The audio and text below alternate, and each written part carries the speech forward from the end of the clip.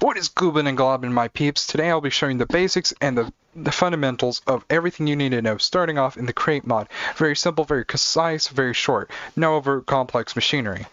First of all, you're going to need a lot of andesite. This stuff can be found everywhere in caves. Anything that's above deep slate, it will naturally spawn in abundance. But you want to get every bit of that you can, along with all the iron you could possibly get. For the redstoners, you know how to get this very easily through an iron golem farm. For basic miners, you're just going to have to mine away. And you're going to be wanting a lot of that because with iron nuggets and 2 andesite, you can make an andesite alloy, which is used for crafting a very useful item known as the shaft. The shaft is made simply using 2 andesite alloy in either a crafting bench or your inventory to make it. Now with the shaft, which looks like this, it can be placed both vertically and horizontally. Actually broke that. The cog is the next thing you'll be wanting to make a lot of. With 1 shaft and 1 wooden plank in both your inventory or your crafting bench, you can make 1 cog. A cog looks very simple, and just like the shaft, you can also place it horizontally or vertically. Up next is the big cog. Requiring only 1 more plank, you can make a big cog. The big cog is, well, big. There's not much to say about it. Now, another key important item you'll be needing is you'll want to collect a lot of axes, andesite alloy, and logs. For the log, you cannot click on to make into what the next item we need. You first must get your log, strip it, and then you can place an alloy on it to gain the andesite casing. This is used for a lot of useful crafting recipes, and a lot of the machinery recipes we'll be needing down in the future. Display item version of it. And up next, we'll be wanting to make the hand crank. This will basically act as your ability to use your machines early on without any kind of automation. With 3 planks and 1 andesite alloy, you can make 1 very simple hand crank. As you can see, you can place cogs and shafts intertwined. Even with big cogs, doesn't matter as long as you got something going. Now, just like real life, as you can see, whenever you start spinning it one way, if the cog's connected to another cog, it will always go the opposite direction as it would in the world. Now, with that out of the way, one of the most important things you will be needing as well as for both to make items upon it and use for a ton of the automated crafting is the depot.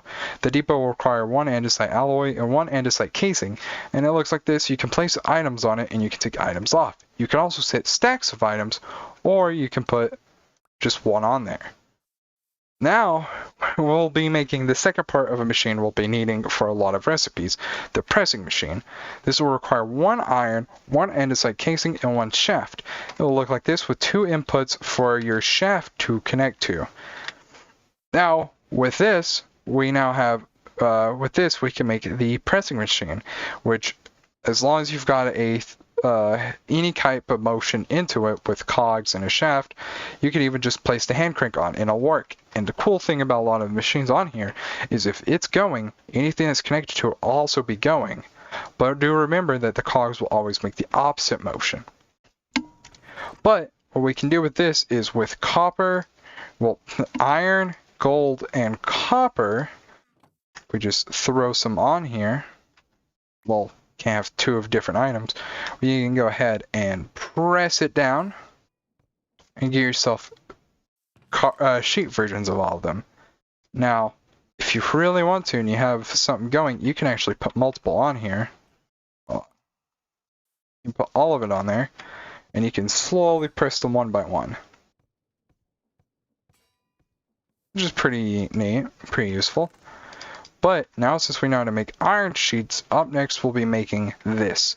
This is for a whisk. In the shape of an anchor, you want 5 reverse iron helmet placed iron sheets and 2 andesite alloy. This will give you the whisk. With the whisk, an andesite casing, and a cog, we can now make the mixer. The mixer, unlike the pressing machine, will require a cog next to it to run. So you're going to have to get a little bit tricky with this, but the most simple form of placing it down is 1 cog and 1 hand crank, and it'll work just fine. Now, With this, we're going to need multiple parts in order to make more, in order to advance you to the Bronze Age. This is where things start getting a little more complex, but it's not too hard once you get it all under wraps under your head. With 5 andesite alloys in a reverse helmet pattern, we get the basin. The basin allows us to either filter items it pours out or take intakes. It's really weird. You don't have to worry about it for the basic crafting. Up next, we're going to need this is referred to as a blaze cage. I can't remember exactly what it's called. It is a blaze burner with 4 iron sheets in a circular pattern with netherrack in the middle. You'll get a blaze burner empty. In order to fill this thing up, you're going to need to take your cage, go to a blaze, and capture it, and it'll look just like this. Now, with this, we can make a very simple setup to start the Bronze Age. With zinc, which you will find underground, it looks just like this. You must break it with an iron pick or above to get the ore. But once you have zinc ore and copper ore, you can then, with the help of with this machine, you can throw your zinc in, throw your copper in, fill it with lava, and you have to have a fuel source of any kind to feed the blaze. You can then rotate this if there's a depot nearby, and it will produce brass for you. And this is just to get to the Brass Age.